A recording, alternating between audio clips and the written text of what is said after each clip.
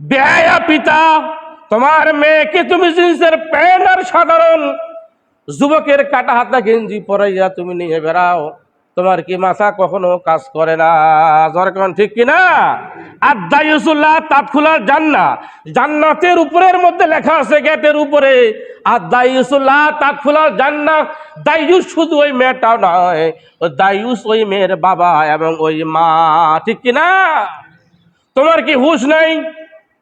11টায় private, 5:30টায় তোমার মেয়ে কোথা থেকে চলে আসলো তোমার বাসায়? 2 ঘন্টার প্রাইভেট, 5:30টায় বিকেলে আসে। তুমি কেমন পিতা, তুমি খোঁজ রাখো না। আমি আগেই বলছি ওয়াজ কোন দিকে যাবে জানি না, এজন্য মিলি যদি যায় মনে কিছু করতে পারবেন। আশ্চর্য ঘটনা।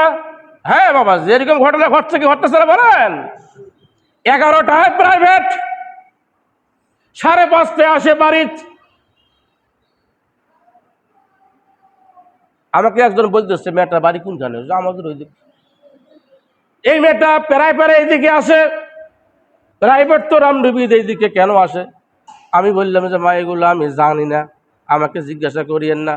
আমি নিজে 2 দিন দেখিলাম প্রায় আরেক দিকে যায়, বাইপাস রাস্তায় যায়। একদিন তার বাবাকে বললাম ভাইজান মনে কিছু নেবেন না, আপনার মেয়ে কয়টার সময় প্রাইভেটে যায় আর কয়টার সময় আসে? এই কথা বলার সাথে সাথে আমাকে এমনভাবে অ্যাটাক করলো, দুনিয়ার মানুষের কোনো খবর নাই, তোমার এই লাউটি যে তুমি দেখা পাইছো আর কারো লোক খালি দেখা পায় না, তোর এ কাম নাই, খালি তুই দেখা পাইস।